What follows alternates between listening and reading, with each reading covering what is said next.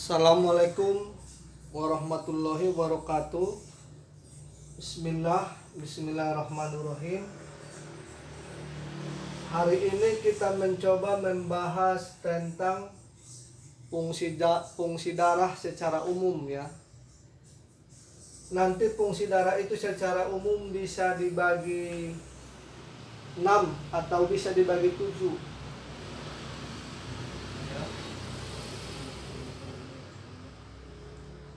Yang pertama, fungsi darah secara umum memberi pasokan nutrisi dan darah ke seluruh tubuh. Yang kedua, darah itu materi dasar yang menunjang kejiwaan. Yang ketiga, mengangkut sisa-sisa metabolisme tubuh menuju ke tempat pembuangan. Yang keempat, mengedarkan sari-sari makanan dari usus kecil ke jaringan tubuh. Yang kelima, menjaga dan mengontrol suhu tubuh. Yang keenam, mengatur penyebaran hormon ke seluruh tubuh. Ada satu lagi nih, darah itu membawa oksigen ke seluruh tubuh ya. Membawa oksigen ke seluruh tubuh. Maka ini yang akan kita jabarkan dulu ya. 1, 2, 3, 4, 5, 6, 7. Memberi pasokan nutrisi dan darah ke seluruh tubuh. Itu artinya begini. Pasokan nutrisi dan darah ke seluruh tubuh itu akan menyebabkan semua organ dalam ya. Terus jaringan tubuh, organ-organ, terus otot-otot, kulit, tulang belulang, terus rambut, nanti itu bisa bekerja secara maksimal itu karena pasokan nutrisi dan darah itu. Dan darah ini juga akan membuat tubuh itu lembab ya. Maka nanti kelembapan itu akan melembabkan otot-otot, melembabkan juga jaringan tubuh, dan melembabkan nanti tulang belulang, melembabkan rambut juga. Jadi ini sifatnya nanti darah ini, yang satu membawa nutrisi ke seluruh tubuh dan melembabkan. Ini yang pertama. Yang kedua, darah itu materi dasar yang menunjang kejiwaan. Jadi bila jumlah darah dan energi di dalam tubuh seseorang dalam kondisi cukup, maka biasanya orang itu mempunyai semangat yang berkobar-kobar. Jadi bila nanti seseorang itu darahnya di dalam tubuh itu sama energinya tidak mencukupi, maka otomatis nanti orang itu akan lesu, tidak bersemangat, kepala pusing, mata berkunang-kunang. Terus biasanya juga sering mimpi buruk. Terus yang ketiga, mengangkut sisa-sisa metabolisme tubuh menuju ke tempat pembuangan. Nah, ini biasanya kalau mengangkut sisa-sisa metabolisme tubuh ini kaitannya ke kelenjar getah bening. Maka nanti kalau darah itu sudah selesai dipakai semua di peredaran darah, maka nanti darah itu akan diangkut atau dikirim menuju ke mana? Ke tempat pembuangan. Itu artinya ke kelenjar getah bening. Maka kelenjar getah bening itu akan bisa menetralisir baik nanti zat-zat kimia, zat-zat beracun ya. Terus coba zat kimia, zat beracun, terus bakteri, virus, ya, terus juga nanti zat-zat beracun lainnya. Bila nanti pergerakannya lancar, nah, pergerakan kelenjar getah bening itu nanti lancar, dia mengikuti otot dan rangka. Jadi itu artinya kelenjar getah bening kita itu bisa kuat bila kita aktif bergerak fisik, bila kita gerakkan semua otot dan rangka kita. Karena kelenjar getah bening itu adanya biasanya di otot-otot yang bisa digerakkan. Maka ini nanti sangat penting kelenjar getah bening itu di dalam tubuh. Karena apa?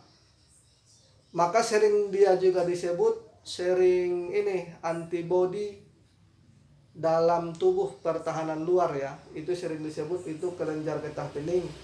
Karena apa? Karena kelenjar getah bening itu bisa menetralisir zat-zat kimia, zat-zat beracun, bakteri, virus, dan zat-zat beracun lainnya. Tapi intinya sih begini, intinya kelenjar getah bening itu nanti bisa aktif atau dia bisa kuat bila kita rajin bergerak dan menggerakkan semua sendi-sendi, semua otot-otot kita itu semua digerakkan. Mengedarkan sari-sari makanan dari usus kecil ke jaringan tubuh. Itu artinya bila nanti usus kecil itu bisa memproduksi darah dengan cukup, maka semua organ dalam jaringan tubuh nanti bisa bekerja secara maksimal. Ya. Tetapi nanti bila usus kecil itu tidak bisa memproduksi darah yang dibutuhkan oleh jaringan tubuh, terus yang dibutuhkan dengan organ dalam, maka nanti tubuh itu tidak bisa bekerja secara maksimal di dalam tubuh. Terus menjaga dan mengontrol suhu tubuh. Itu artinya bila seseorang itu darahnya kurang di dalam tubuh, otomatis nanti daya tahan tubuhnya akan melemah. Maka nanti orang yang mudah masuk angin itu ada dua, ya. Ini di sini ya, ini harus diingat nih. Orang yang mudah masuk angin, orang yang mudah masuk angin itu ada dua. Yang pertama, darahnya cukup, ya, tapi energinya kurang.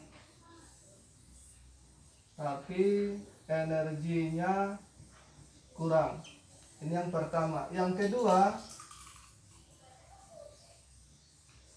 energinya cukup tapi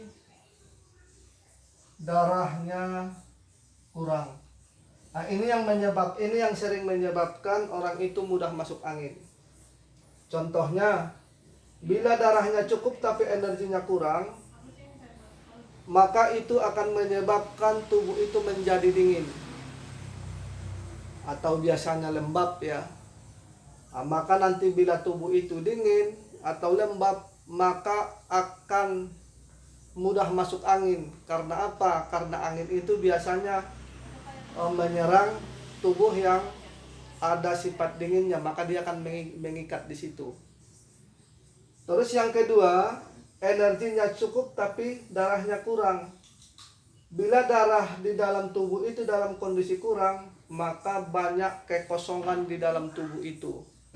Bila nanti ada kekosongan darah di dalam tubuh itu, maka akan mudah terserang penyakit. Maka orang yang kekurangan darah ataupun kekurangan energi, otomatis nanti dia akan mudah masuk angin. Ya, nih, dah. Terus ini yang keenam, mengatur penyebaran hormon ke seluruh tubuh. Maka kalau ini biasanya sering disebut saripati.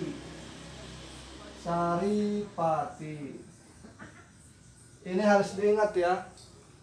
Saripati ini bisa berubah jadi darah bila darah dalam kondisi kurang. Ya, yang pertama,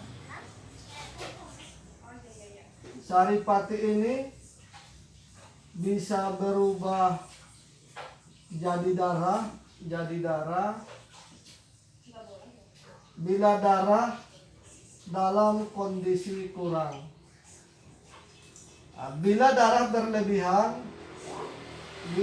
itu berlebihan, maka dia akan bisa berubah jadi saripati sebagai cadangan. Maka bila kita makannya banyak, maka otomatis nanti darah itu akan banyak. Karena apa? Karena dari makanan itu kan nanti akan memproduksi darah yang banyak. Saya ulangi sekali lagi, bila kita nanti makannya banyak, maka akan menghasilkan darah itu banyak. Tetapi bila kita nanti olahraga fisiknya kurang, maka akan menyebabkan darah itu akan berjalan dengan pelan. Terus darah itu juga biasanya kualitasnya akan jelek. Terus darah itu juga akan menyumbat, ya. Maka nanti kalau kita olahraga fisiknya cukup, maka nanti menyebabkan sirkulasi darah itu akan berjalan dengan lancar. Sirkulasi energi itu juga berjalan dengan lancar. Maka otomatis nanti tubuh itu akan sehat. Nah, jadi kalau kita nanti di dalam tubuh itu darahnya banyak, tidak diimbangi dengan olahraga atau olahraga fisik yang cukup, maka nanti darah yang ada di saluran yang ada di itu darah itu, maka nanti akan mudah mengendap. Pengendapan itulah yang sering disebut sumbatan. Jadi nanti kalau kita rajin berolahraga, maka akan menimbulkan asam di dalam tubuh. Maka asam itu nanti membentuk asam di dalam tubuh itu ada dua. Yang pertama nanti dia sifatnya olahraga fisik. Yang kedua nanti menghasilkan asam di dalam tubuh itu ada dua. Yang pertama olahraga fisik, yang kedua nanti